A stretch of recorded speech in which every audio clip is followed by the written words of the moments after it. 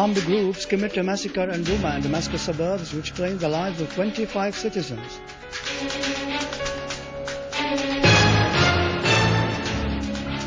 Our army units continue to pursue armed terrorist groups, inflicting on them heavy losses.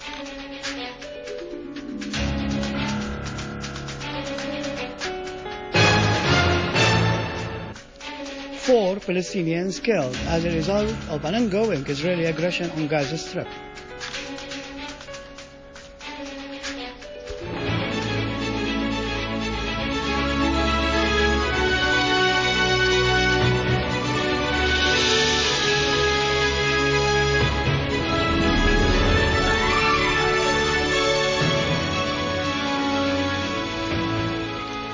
Good afternoon, ladies and gentlemen. Welcome to our news for today.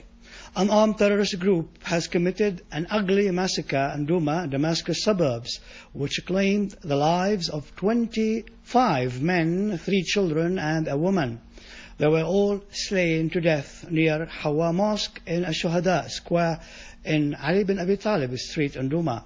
A source and the governorate said the region where the massacre happened abounded with the gunmen of the so-called Liwa al-Islam led by terrorist Zahran al-Alloush.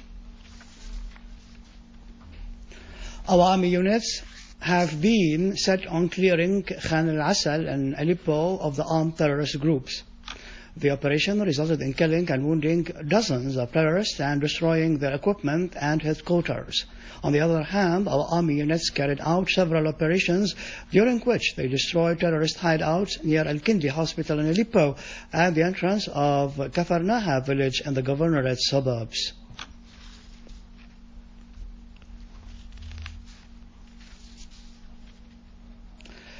In Hama, the authorities have clashed with an armed terrorist group that spread panic among citizens, carried out acts of sabotage and cut off roads in Jinan village in the governorate suburbs. The heavy losses were inflicted on the group. Several cars and motorcycles used by the terrorists were destroyed.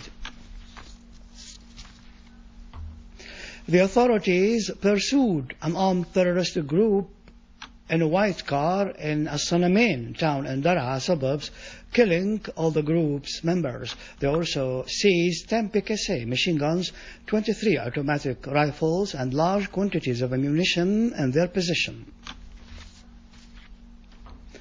In Deir Zor, an army unit eliminated a number of terrorists in Al-Bukamal and Al-Hamidiyya. Among the killed terrorists identified were Tishrin Saleh Al-Mahasin and Mish'al Khalaf from the Al-Qaeda organization.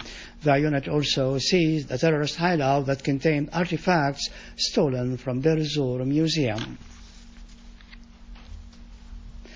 Chief of Staff of the Russian Armed Forces, Nikolai Makarov, has affirmed the presence of confirmed data that the armed groups in Syria possess portable anti-aircraft missile systems of various origins, including American Stinger.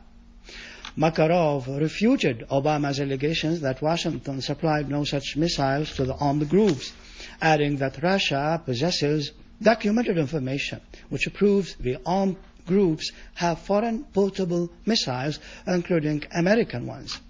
Makarov pointed out that such weapons, together with military equipment and ammunition, are transferred to the groups through various modes of transportation, including passenger airlines.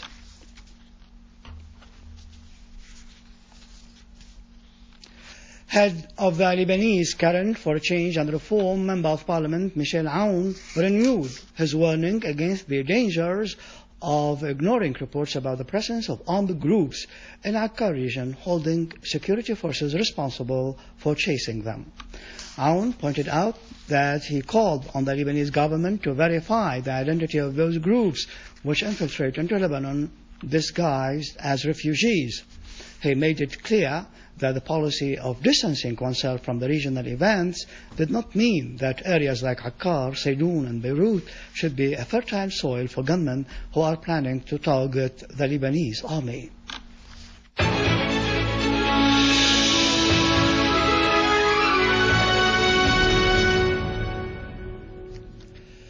4 Palestinians were killed and 10 others wounded during the last 24 hours following Israeli air raids on Gaza Strip.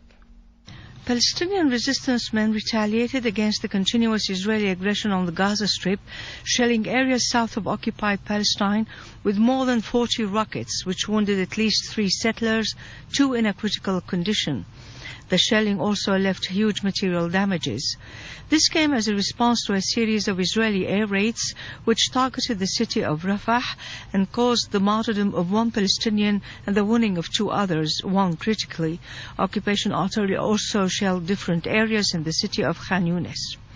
Meanwhile, 1 Palestinian was killed of wounds he had sustained earlier, and another, raising the death toll among Palestinians to 4, in addition to 10 people wounded during the last 24 hours. Finally, Iran affirmed the involvement of Qatar in the terrorist operation which targeted Jabhar city and killed 2 people and injured 5 others through its support of the so-called Soldiers of the Devil group.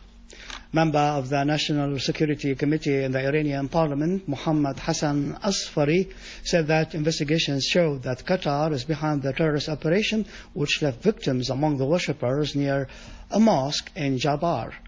He pointed out that more than 250 members of the outlawed group were killed. With this, we end our news bulletin for today. For more information about Syria and the region and to view our bulletin again, you can visit our website in English, syriaonline.sy. Up next, the latest business, our market news with Nariman after the break.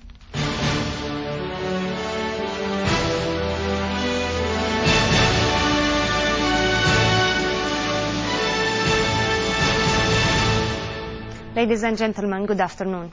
The Higher Ministerial Relief Committee discussed today providing the basic potentials to shelter the affected families in the existing relief centers and ways of distributing assistance to provide by all parties, especially with regard to securing the requirements of winter. The meeting discussed the work of the Higher Relief Committee in the follow-up of assistance provided by the International Medical Corps, including the medical treatment of families in Al Yarmouk refugee camp and the coordination with the governors to take necessary measures to deliver aid to beneficiaries in collaboration with the organization of the Syrian Arab Red Crescent.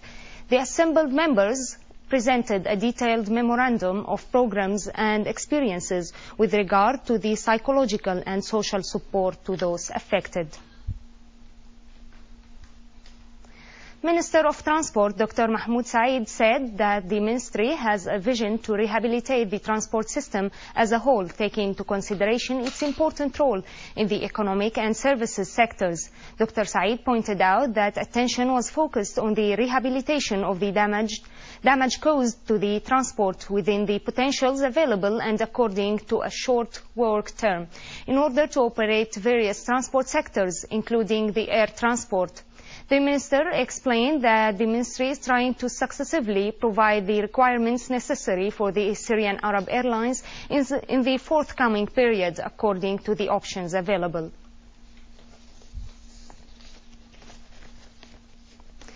A technical meeting has been held in the Economic and Trade Ministry to discuss the draft decree of creating a fund for financing small and medium projects. The Deputy Minister of Industry, Dr. Rashid Al-Esse, affirmed that this meeting would pave the way to prepare a formula agreed by the public and private sectors and all the other involved sectors in creating the fund to support small and medium projects. He also highlighted the importance of investing in the agricultural and industrial sectors, which are considered as key elements in the Syrian economy.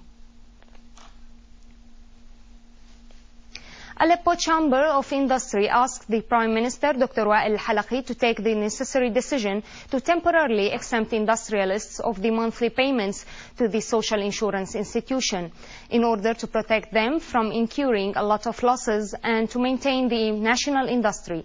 The Chamber pointed out that industrial establishments in the country, especially in Aleppo, has been subjected to acts of terror and robbery, and it stopped working due to the inability of workers to arrive to their workplaces, which costs the establishments huge losses. Oil rose to interrupt a wave of decline lasted 6 sessions. Some Chinese data showed a gradual recovery in the world's second largest oil consumer. However, gains were slightly due to some weak data from Europe.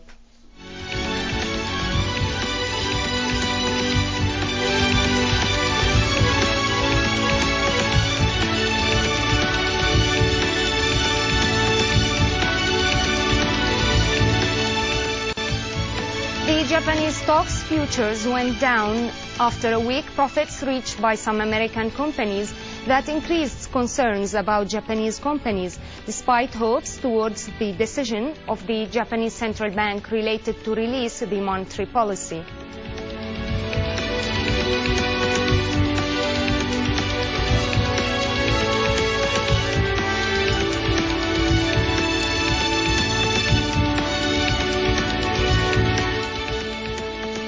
Gold prices hovered near their lowest level in 7 weeks today. This decline in prices came as the dollar strengthened against the euro due to a weak data of the German economy, while investors are waiting the statement of Federal Reserve Council later today.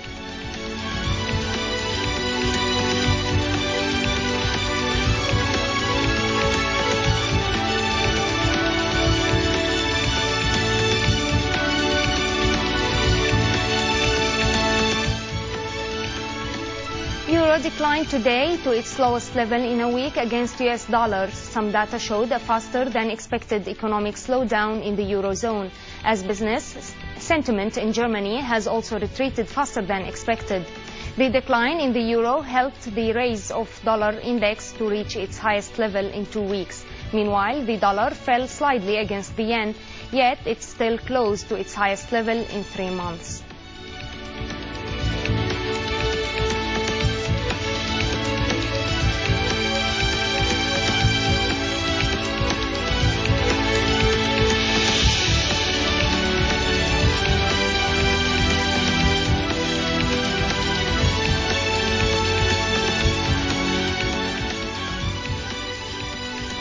Ladies and gentlemen, this was our economic news for today. Thank you for watching. Goodbye.